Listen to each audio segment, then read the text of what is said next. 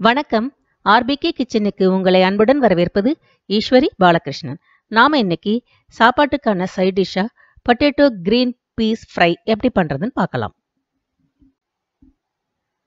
3 உருளைக்கிழங்கு வேக வச்சு நறுக்கி வச்சிருக்கு.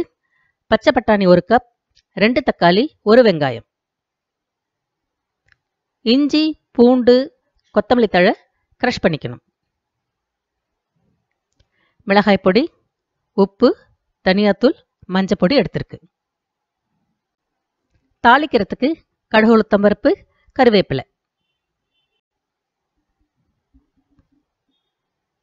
3 டேபிள் ஸ்பூன் ஆயில் விட்டுருக்கு. ஆயில் சூடானதும் கடுகு, உளுத்தம் பருப்பை சேர்த்துடலாம்.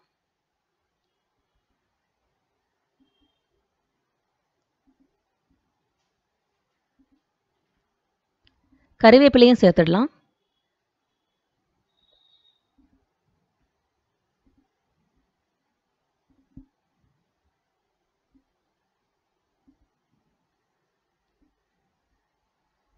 அடுத்து நறுக்கி வச்சிருந்த வெங்காயத்தை சேர்த்து வதக்கி விட்டுடுவோம். வெங்காயம் நல்லா வதங்குற வரைக்கும் ஒரு மூடி போட்டு மூடி வச்சிடலாம். ஸ்டவ் சிம்மில் இருக்கு.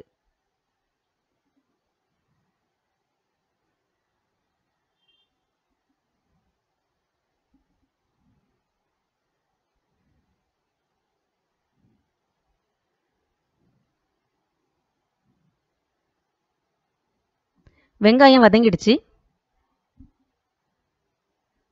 நாம இப்போ கிரஷ் பண்ணி வச்சிருந்த இஞ்சி, பூண்டு, கொத்தமல்லி தழை இதை சேர்த்து கிளறி விட்டுறலாம்.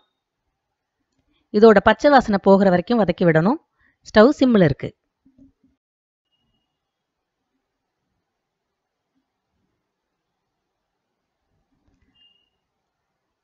அடுத்து நாம எடுத்து வச்சிருந்த மிளகாய்த்தூள், மஞ்சள் தூள், தனியாத்தூள், உப்பு இதை சேர்த்து கிளறி விட்டுறலாம்.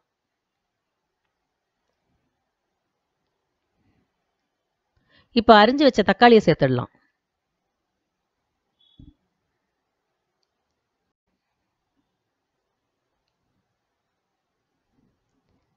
இப்போ 1 கப் பச்சை பட்டாணியை சேர்த்துடலாம். 3/4 கிளாஸ் தண்ணி விட்டுறலாம்.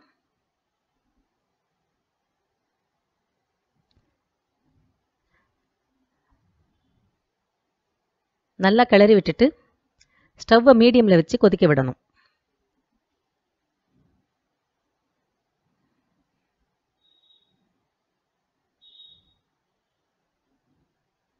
கொதிச்சிடுச்சு. இப்போ ஸ்டவ்வை சிம்மில் வச்சுட்டு மூடி போட்டு மூடி 8லேருந்து 10 நிமிஷத்துக்கு விட்டுறலாம். 8 நிமிஷம் ஆயிடுச்சு. பட்டாணி வெந்துடுச்சு. தக்காளியும் மசிஞ்சிடுச்சு. நாம் இப்போ ஸ்டவ்வை மீடியமில் வச்சு கிரேவியை கொஞ்சம் வத்த வைக்கலாம். இப்போவே உருளைக்கிழங்கை போட்டுட்டோம்னா நாம் கிளற உருளைக்கிழங்கு உதிர்ந்து வந்துடும். நாம் ட்ரை ஃப்ரை பண்ணுறோம், அதனால் கிரேவியை இன்னும் கொஞ்சம் கம்மி பண்ணிக்கலாம்.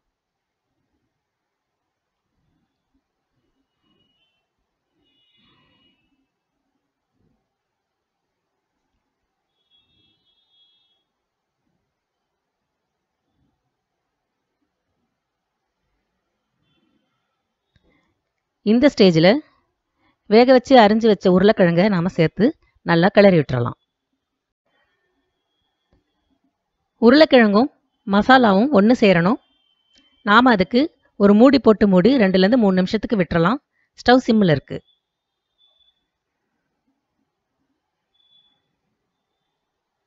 மூணு நிமிஷம் ஆயிடுச்சு. நாம் இப்போ ஸ்டவ்வை மீடியமில் வச்சுட்டு இந்த மசாலாவை பரவலாக வச்சிடலாம். பாத்திரத்தோட அடிப்பகுதியில் கொஞ்சம் ரோஸ்ட் ஆகணும். அதுக்காக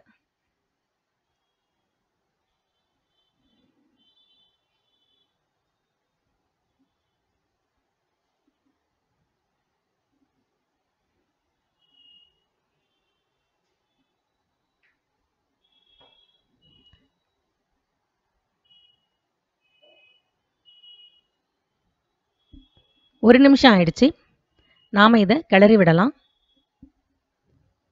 பாத்திரத்து அடியில் ஒட்டி இருக்கிறத சுரண்டி விடணும். கருப்பாக விடக்கூடாது. இந்த மாதிரி ஒரு 2-3 தடவை நாம் செய்யணும். கீழே ரோஸ்ட் ஆகி நாம் திருப்பி விடும்போது ரொம்ப நல்ல டேஸ்ட்டாக இருக்கும்.